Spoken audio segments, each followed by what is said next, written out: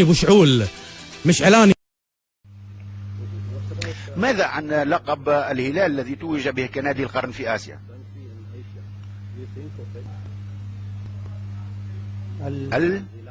نادي الهلال، نعم، نادي الهلال هو نادي القرن في آسيا، لقد توج بهذا اللقب.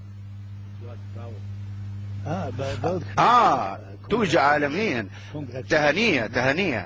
أنا فخور جدا وسعيد جدا. اللي لفتت نظري هي تهنئته لنادي الهلال السعودي بلقب نادي القرن الآسيوي.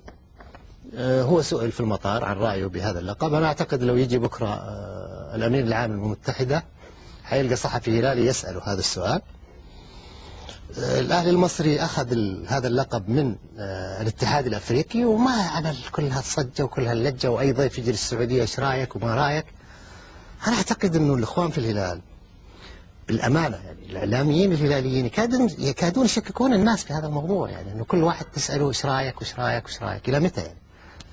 اللقب خلاص أخذوا الهلال، معروف كيف أخذوه عن طريق الاتحاد الدولي للإحصاء والتاريخ وانتهى الموضوع. يعني ما يحتاج أنه كل ضيف يجي للمملكة العربية السعودية حيستقبل بهذا السؤال. وإذا كانوا يصرون على ذلك أنا أقترح أنهم يحطوا لوحة في المطار بالسؤال لأي قادم وخلاص.